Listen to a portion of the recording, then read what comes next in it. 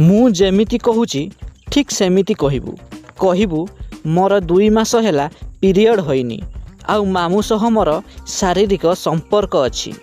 ଯଦି ଏକଥା ନ କହିବୁ ତତେ ସ୍କୁଲରୁ ବାହାର କରିଦେବି, ପରୀକ୍ଷାରେ ଫେଲ୍ କରିଦେବି। ହଁ ଆଜ୍ଞା, ସ୍କୁଲର ପ୍ରଧାନ ଶିକ୍ଷକ ଏମିତି କିଛି କହି ଧମକାଇଛନ୍ତି ସ୍କୁଲର ଜଣେ ଆଦିବାସୀ ଛାତ୍ରୀଙ୍କୁ। ନିଜେ ଶୁଣି ନିଅନ୍ତୁ ଛାତ୍ରୀ ଜଣକ କ'ଣ କହୁଛି। 2 ମାସ ହେଲା ପିରିୟଡ଼ ହେଇନ ବୋଲି ପୁଅ ବୋଲି କହିଲେ, ଆଉ ଶାରୀରିକ ସମ୍ପର୍କ ଅଛି ବୋଲି ପୁଅ ବୋଲି କହିଲେ। ଆଉ ଛାତ୍ରୀ ଜଣକ ଏକଥାରେ ଭୟଭୀତ ହୋଇ ପୋଲିସକୁ ekatha କହିବା ପରେ ତା ମାମୁଁକୁ ପୋଲିସ ଗିରଫ କରି କୋର୍ଟ ଚାଲାଣ କରିଛି। ସାର୍ ମୋତେ ଡରେଇକି ଧମକେଇକି ଏସବୁ ଷ୍ଟେଟମେଣ୍ଟ ଲେଖିବାକୁ କହିଥିଲେ। ଶିକ୍ଷକ ଜଣକ ହେଉଛନ୍ତି ଗଜପତି ଜିଲ୍ଲା ପଦ୍ମପୁର ଗ୍ରାମର ସରକାରୀ ସ୍କୁଲର ପ୍ରଧାନ ଶିକ୍ଷକ। ଜଣେ ଶିକ୍ଷକ ଛାତ୍ରୀଙ୍କୁ ଏଭଳି ଧମକାଇ ଜଣେ ନିରୀହ ଲୋକଙ୍କୁ ଜେଲ୍ ପଠାଇବା କେତେ ଯୁକ୍ତିଯୁକ୍ତ?